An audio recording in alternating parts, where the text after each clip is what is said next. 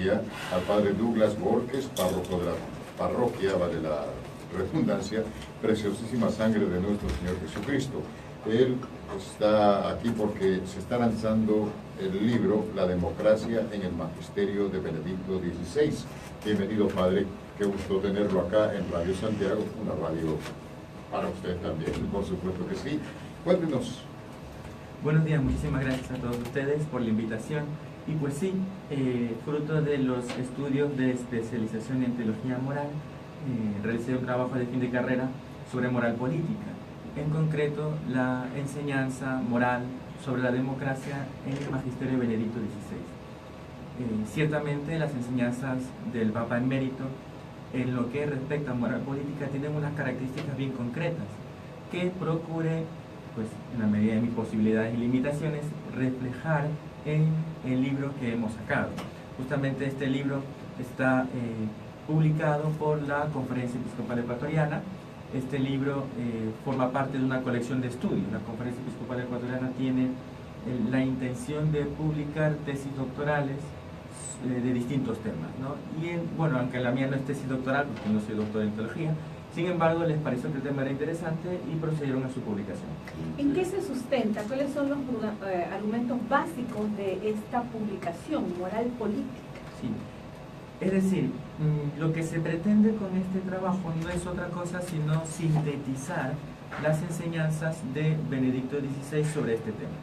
Es decir, porque no hay un documento dedicado exclusivamente a eso, sino que pues el Papa Emérito lo ha puesto en distintos discursos, distintas intervenciones, y una vez que se ha leído todo, se procura poner en orden, ¿no? Y también poner un contexto, que es el contexto filosófico, histórico, contemporáneo, que nos permite entender por qué o cuál es el motivo de que el Papa utilice tales expresiones o respuestas.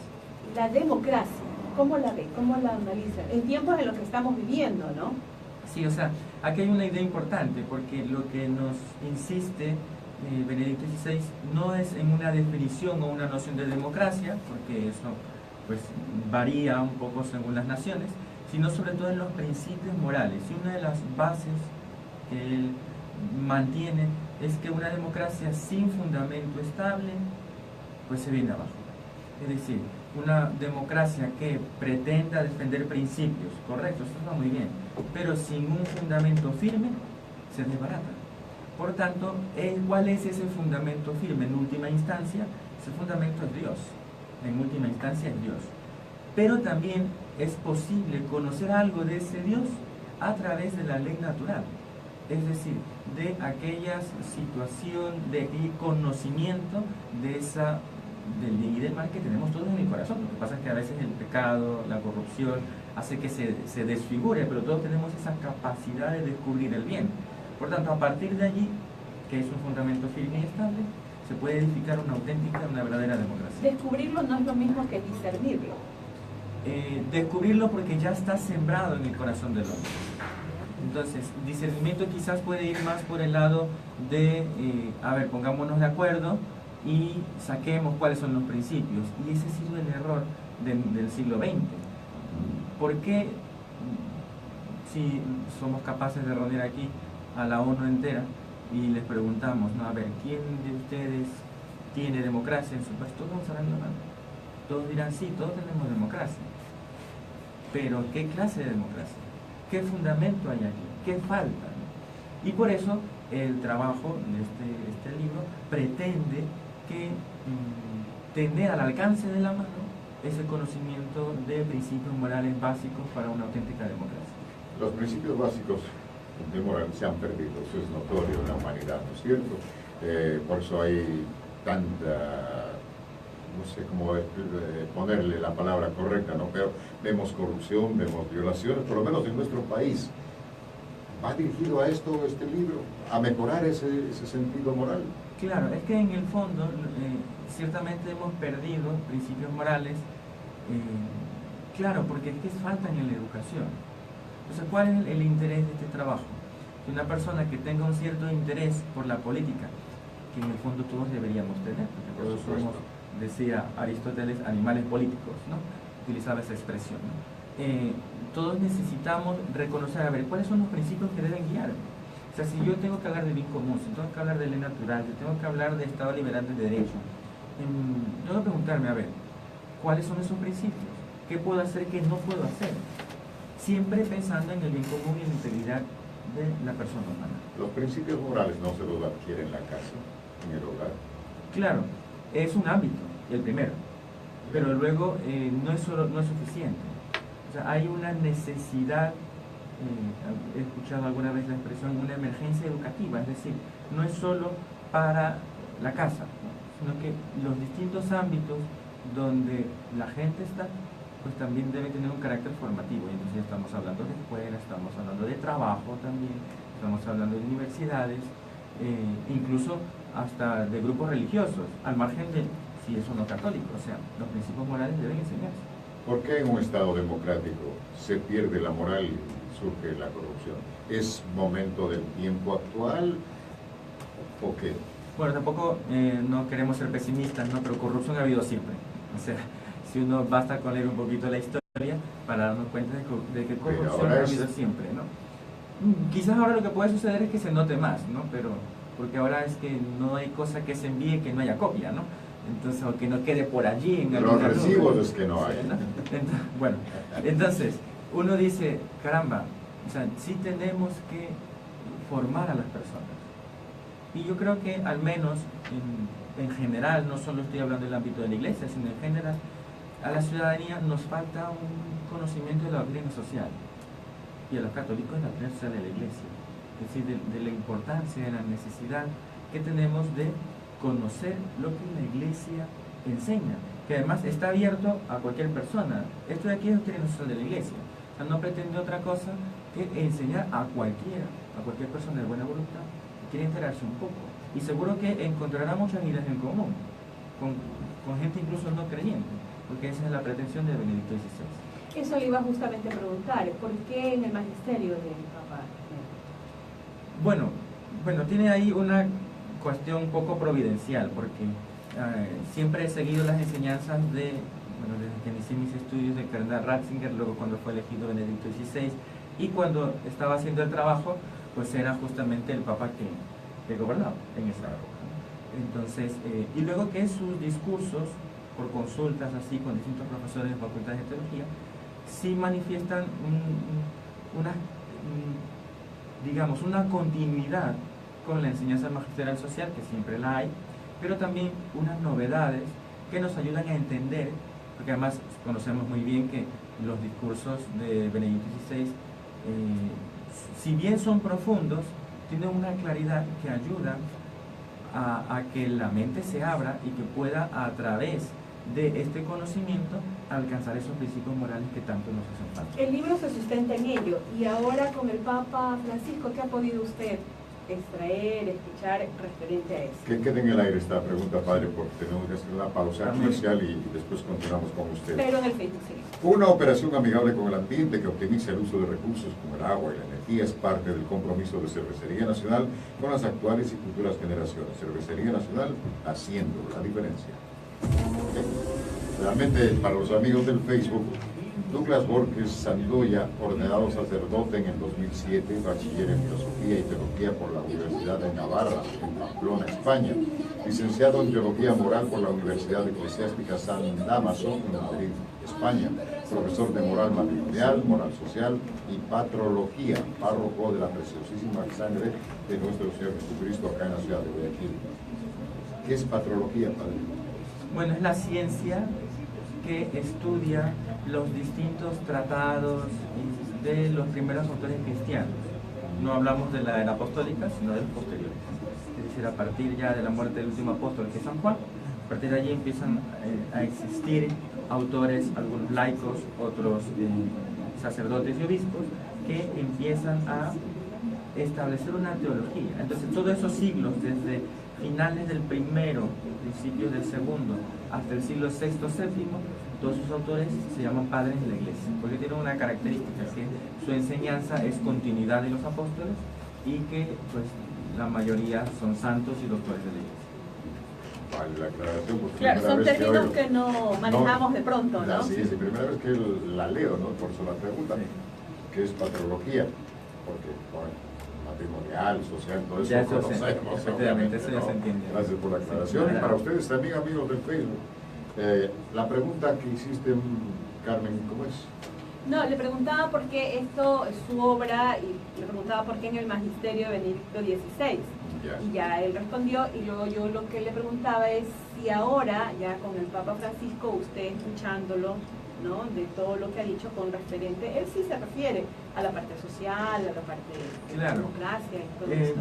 Yo diría que apunta más a acciones concretas. Si se puede hablar de una diferencia, Benedicto apunta a los fundamentos, en cambio el Papa Francisco ya a soluciones concretas, me A ver, parece. eso lo podemos... 8:36, continuamos con el padre Douglas Borges Sandoya. Nos está presentando un libro que más luego vamos a decir dónde, cuándo y a qué hora lo va a poner pues a la orden de todos los interesados. Pero la pregunta... Sí, era sustentada en el contenido, ¿no?, que era el magisterio de Benedicto XVI, él ya nos dio la respuesta, pero yo quería ir un poco más allá, ya teniendo al Papa Francisco y de lo que él habla, referente a la democracia, referente a la parte social, a la parte moral también, en todos sus discursos, usted que ha podido subtraer. Sí, o sea que yo diría que el Papa Benedicto XVI apunta a los fundamentos, tanto morales, filosóficos y teológicos, que también son importantes, ¿no? Porque si no hay una doctrina, pues al final un poco se pierde, ¿no? Pero luego, por otro lado, está el hecho de que el Papa Francisco ya apunta a situaciones concretas. Sobre todo le hemos oído hablar muchas veces con firmeza, sobre todo del respeto a la dignidad de la persona humana, también y de la corrupción. Insiste muchísimo, ¿no?, que cómo la corrupción pues hace a la gente más pobre y pues la corrupción aleja de Dios. Yo creo que esa es la aportación, también podríamos decir algunas otras cosas más, pero me parecen como las más subrayadas por el Papa Francisco. Hace un rato usted, dándonos la respuesta, decía que en última instancia Dios. Claro, nosotros al escuchar en última instancia, nosotros decíamos, no, debería ser en primera instancia. Pero ¿a qué se refiere cuando en última instancia? Es que nos hemos olvidado de él. O sea, cuando digo última instancia es porque es un fundamento. O sea, es la base. Sí, de allí debería partir. Efectivamente, o sea, cuando decimos última instancia es porque no todos son creyentes. Entonces yo no puedo defender la vida solo porque me lo dice la iglesia. Que sí que yo evidentemente soy católico y lo hago porque me dice la iglesia, pero yo con ese argumento no puedo ir al Congreso, no puedo ir a una asamblea, no puedo ir así. Entonces yo tengo que encontrar un fundamento estable. Ese fundamento estable siempre es Dios. Otra cosa es que las personas a veces no lo entiendan, pero el vínculo que nos permite encontrarnos en ese fundamento estable es la ley natural. La ley natural es la participación de la ley divina en el corazón del hombre. Y Benedicto XVI, sobre todo en el año 2007-2009, insistió muchísimo en este tema, porque habitualmente hablamos de diálogo, de la necesidad de diálogo, de que estemos todos llevándonos bien y conversando y tratando de llegar a un consenso. Perfecto. Pero ese consenso debe tener una racionalidad, debe ser razonable. Y ese consenso debe fundamentarse o encontrar ese punto común que es la ley natural. Si no hay una ley natural, es imposible dialogar, porque yo no puedo irme con un budista, por ejemplo, y decir, bueno, es que los mandamientos. Me va a decir, bueno, sí, los mandamientos están bonitos, pero eso no va conmigo. Entonces yo tengo que encontrar en la ley natural ese punto de encuentro, que quizás un poco se ha perdido, porque ya no se apunta a eso. O sea, no es posible el diálogo si no hay un punto en común. Yo creo que eso es fundamental. A veces oímos en las noticias, leemos en los periódicos. Pero cuando no estamos de acuerdo los dos, es necesario el diálogo. No necesariamente poner un punto para poder, un punto acordado entre los dos para llegar a un consenso, ¿no? Es que lo que pasa es que si al final no tenemos un punto en común, no se puede dialogar. Pero el diálogo no podría llegar entre dos personas o más a un punto común, ahí sí. Hay el peligro de que al final se reduzca a un consenso de mínimos, y eso es peligroso. Entonces, Benedicto insiste mucho en que no podemos quedarnos en una moral de mínimos. O sea, debe haber un punto en común, si no, no podemos hablar, no podemos dialogar. Así, por ejemplo, se me ocurre, ¿no?, si hay dos personas que se dedican a la cocina y cada uno prepara alimentos de distintas maneras, por supuesto, pero hay un punto en común, los ingredientes son comunes. La cantidad tal, dice que no. Luego, que si el uno lo hace de una manera al final y de otra y pone tal o cual condimento después, eso ya es secundario. Pero si no hay unos elementos comunes, es imposible dialogar. Si ya están con ingredientes distintos, pues ya. Entonces no estamos hablando de la misma receta, ¿no? De modo que ciertamente el diálogo debe ayudar a que se encuentre ese punto, no se descubra, pero no, el diálogo no lo pone, se descubre. Es distinto. Pero podemos sentarnos a tratar no, por supuesto, para hablar podemos hablar con todos, ¿no? Claro. Pero ese punto en común no lo ponemos, ese punto en común hay que descubrirlo, y es la ley natural. O sea, si se pierde eso, pero ¿por qué ponemos otra vez aquí a toda la ONU y les decimos, a ver, ¿quién en su país respeta la vida? Todos dirán que sí, todos dirán que sí, pero sabemos muy bien que en muchos países se fomenta el aborto.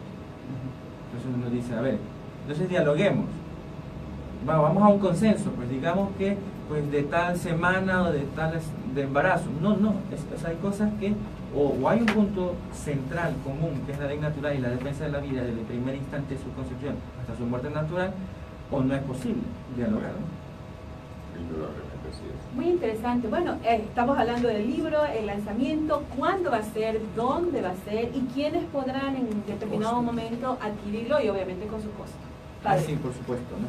Entonces, el trabajo tiene el interés de que pues, se pueda difundir, ¿no? Tenga el mayor alcance posible, ¿no? Y hemos procurado el lanzamiento, que como dice aquí, que va a ser en la librería Vida Nueva, el martes 21 de noviembre a las 6 de la tarde. La librería Vida Nueva queda en Plaza Quil, una librería clásica conocida de la ciudad, queda en Plaza Quil, martes 21 de noviembre a las 6 de la tarde. Entonces están todos cordialmente invitados, por supuesto, esto está abierto a todos, ¿no? Danilo, tú para los amigos del Facebook fuera de micrófonos hiciste un poquito del perfil, te comentaste por el perfil supuesto, del y vale la pena Rodríguez. repetirlo, indudablemente. El autor del padre Douglas Borges Santoya es ordenado sacerdote en el año 2007, bachiller en Filosofía y Teología por la Universidad de Navarra en Pamplona, España, licenciado en Teología Moral por la Universidad Eclesiástica San Dámaso en Madrid, España, profesor de Moral Matrimonial, Moral Social y Patrología, párroco de la Preciosísima Sangre de nuestro Señor Jesucristo, acá en la ciudad de Guayaquil. ¿Dónde queda la parroquia suya, padre? En la entrada de la 8. En la entrada de la 8. Así es, Cooperativa Nueva Prosperina, por allí estoy. Bien, padre, queremos agradecerle su presencia aquí, éxitos con el libro. ¿Dónde lo pueden encontrar, por cierto, luego de su lanzamiento? ¿En la misma librería? Sí, tanto en la librería Vida Nueva, que queda en Plaza Quil, también en la librería Arquidiocesana, que está junto a la catedral, y también en la librería Esteros, que está en kilómetro 7,5 de la vía San Borondón. El costo del libro es de $10, es bastante módico, y bueno, pues, y además así apoyamos al talento nacional, ¿no? Que es lo que interesa. Por supuesto que sí, pero además usted es un padre. Para los amigos de la radio, patrología. Sí, me estaban preguntando en qué consiste la patrología. Pues es el estudio teológico histórico de los primeros autores cristianos del siglo I, final del siglo I hasta el siglo VI, muchos obispos, otros laicos, que procuraban desarrollar esa enseñanza recibida en el Nuevo Testamento de manera un poco más sistemática y teológica, ¿no? Y bueno, son autores fundamentales para conocer la teología. Bueno, hay que decirle, padre, que estamos en Facebook en vivo y el video va a circular durante todo el día y va a quedar archivado. Hemos ya compartido, lo vamos a seguir compartiendo y usted también hágalo para que sus amigos y sus feligreses pues vayan al lanzamiento del libro. Me imagino que doña María debe estar ahí. Sí, a ver, nuestra directora. Que recuerden, es La democracia en el magisterio de Benedicto XVI. Martes 21 de noviembre a las 19 horas en la librería, 18 horas, perdón, en la librería Vida Nueva en Plaza Quil. No nos podemos perder ni nos podemos dejar de estar ahí, ¿no? Volvamos después de una breve pausa.